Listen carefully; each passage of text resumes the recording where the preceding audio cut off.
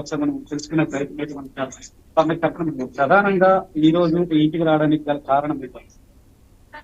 Relative affairs తో ఆయన ఉంటున్నారు. ఇంట్లోనే ఆవిడ డాన్స్ లో ఆవిడ ఫోటోలు ఆవిడ వీడియోలు పెట్టుకో ఆవిడ బయటకు లీక్ చేస్తుంది.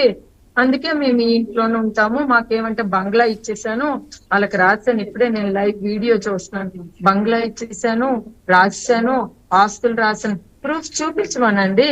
ఇప్పుడు కూడా ఇక్కడే పక్కనే ఉన్నారు కదా, ప్రూఫ్స్. మాకు ఇల్లు రాశాడా, మాకు 40 లక్షల రూపాయలు జిఎస్టి ఫ్యాక్టరీ మీద క్లియర్ చేశాడా, మాకు ఏం ఆస్తులు ఇచ్చాడు, అతను ఏం పలాసా నుండి తెచ్చాడు, అంతా అతను తెలివితాడు.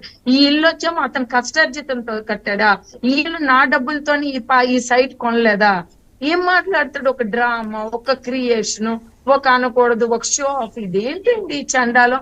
మేమంట ఈ ఇంటికి రాకూడదంటే, ఎందుకు రాకూడదు ఈ ఇంటికి? నా డబ్బులతో నువ్వు స్థలం కొన్నావు, నేనెందుకు రాకూడదు ఈ ఇంటికి?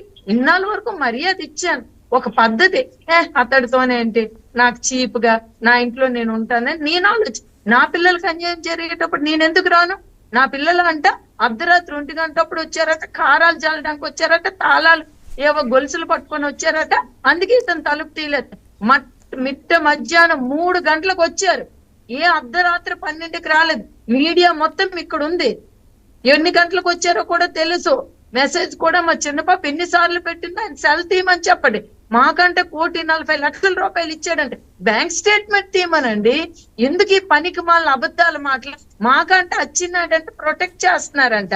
ఏంటంటే ప్రతిదీ ఫ్యామిలీకి దానికి రాజకీయం. ఇతడు వచ్చేమో ఒక ఇల్లీగల్ అఫైర్ ఇంట్లో పెట్టుకొని ఒక చెత్త వ్యవహారం చేసుకొని ఫ్యామిలీని డ్యామేజ్ చేసుకుంటుంటే మేము అడగకూడదంట, మేము నిలదీయకూడదంట.